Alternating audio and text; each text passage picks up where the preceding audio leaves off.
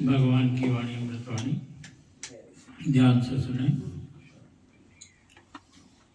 निराकार मिला माना सब मिला, निराकार मिला माना सब मिला।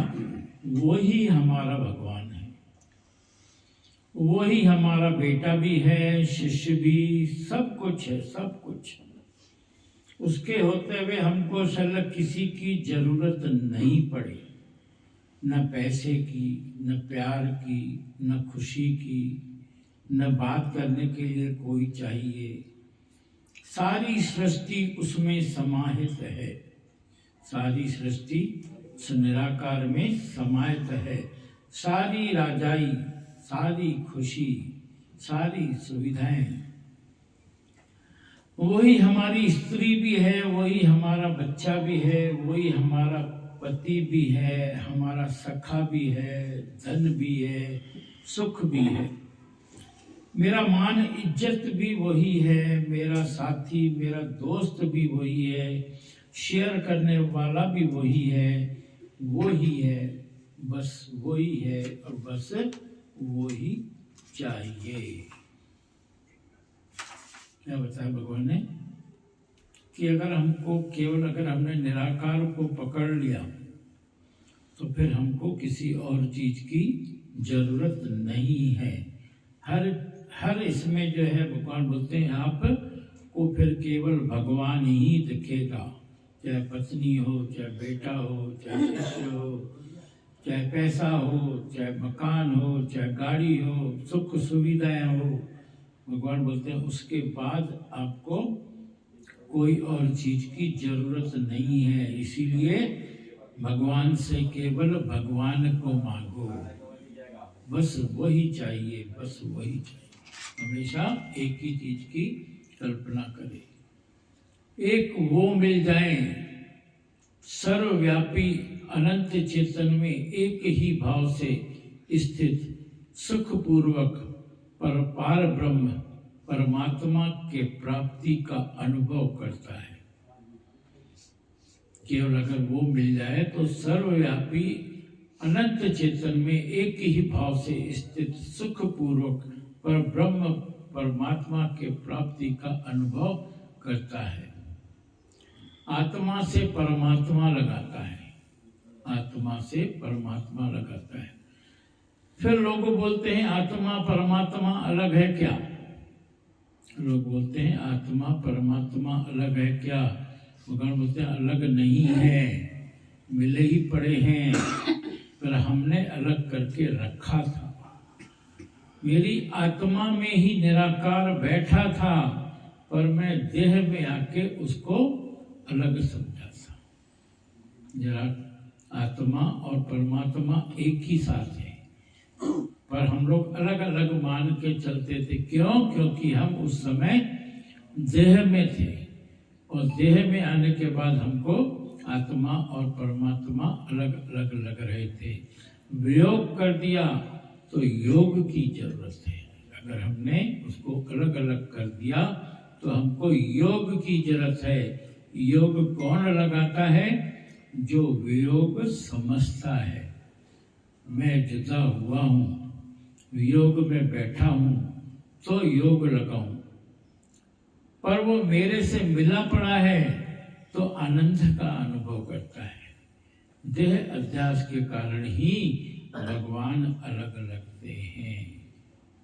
इतना अच्छा बताया भगवान ने कि आत्मा और परमात्मा अलग नहीं है। आत्मा और परमात्मा एक ही है, मगर हम अलग मान के बैठे हैं। निराकार से मिलना, निराकार से मिलना है। भगवान बोलते हैं मिलना नहीं है, वो मिले ही पड़े हैं, पर हम क्योंकि देह में हैं, संसार में फंसे हुए हैं, सब रिश्तों को अलग अलग मानते हैं, इसीलिए हमने उसको अलग समझा है, जबकि वो अलग नहीं है। जिसने वियोग कर दिया तो उसको योग की जरूरत है। अगर हमने अलग अलग मान लिया है तो हमारे को जरूरत है कि उसको हम एक ही माने। तो योग कौन लगाता है? जो वियोग को समझता है कि मैं जुदा हूं, वियोग में बैठा हूं, तो योग लगाऊं। पर वो अगर हम इसको महसूस करें कि वो तो मेरे से मिला ही पड़ा है, तो फिर आपको जो आनंद का अनुभव होगा उसका कोई मतलब जो है आपको मतलब आप व्यक्त नहीं कर सकते कि उसका आपको कितना आनंद मिलेगा। और देह अध्यास के कारण ही भगवान अलग लगते हैं। कुछ अहंकार है बचा हुआ, कुछ अहंकार है बचा हुआ, जिसके कारण निराकार की उपासना करनी पड़ती है। कुछ अहंकार है, इसलिए हमको भगवान अलग लगता है। तो इसके लिए हमको निराकार की उपासना करनी पड़ती है कि हमको उससे मिलके योग करना है, प्रेयर करनी पड़ती है।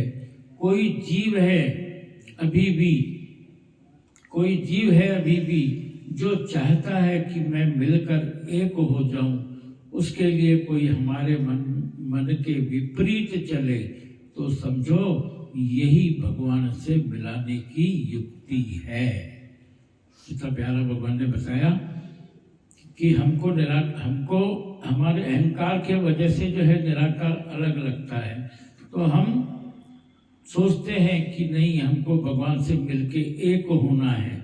और जब हम ऐसे सोचते हैं और उस समय अगर हमसे कोई उल्टा चलता है, विपरीत चलता है, तो अगर हमने उस समय उसको भगवान नहीं देखा तो फिर हम अभी भी देह में फंसे हुए हैं। तो भगवान बोलते हैं वो विपरीत जो चल रहा है आपके साथ, वो इसीलिए आपके पास आया है कि आप भगवान से मिलके एक हो जाओ। पर हम जो विपरीत चलता है, अगर उसको फिर हम बातें सुनाते हैं या उसने एक बोला तो हम 4 बोलते हैं, तो इसका मतलब हम भगवान से अलग ही हैं। जबकि हमको शुक्राना मानना चाहिए।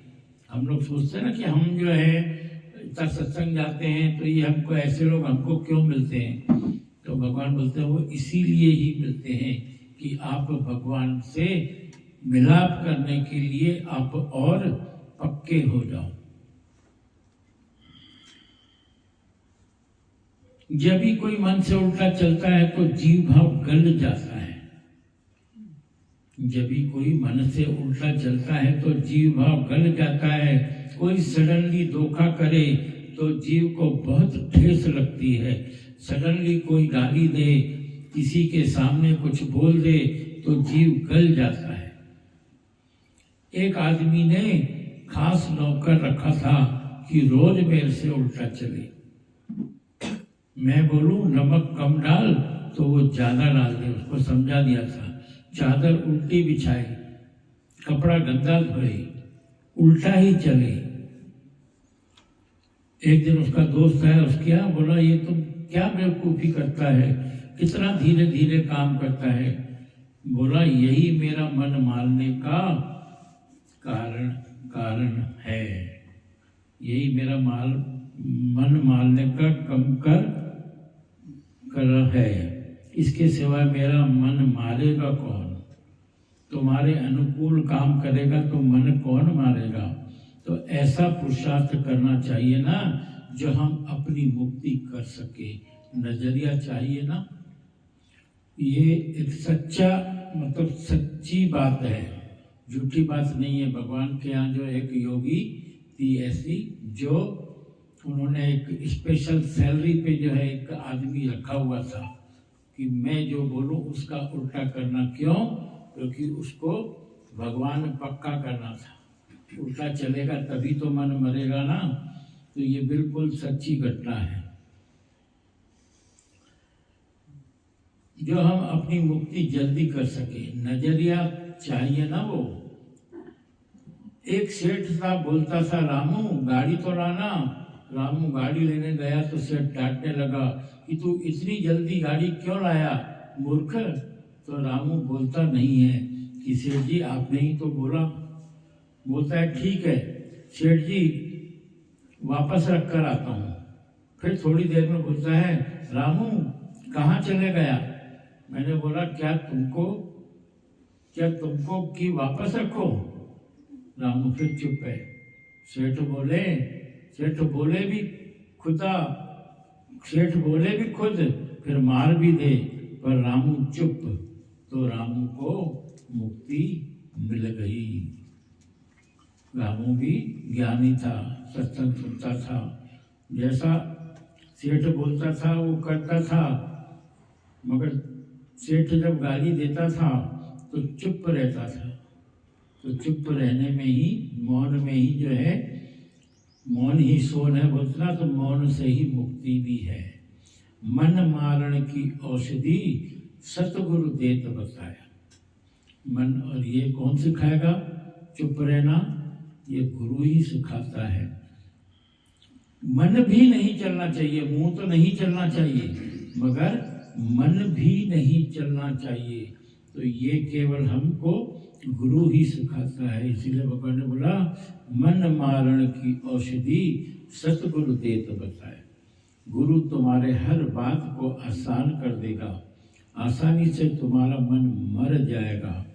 मौके का फायदा उठाओ, जीना नहीं है हमको, कितना जिएंगे, इतने जन्मों से जी के ही तो आए।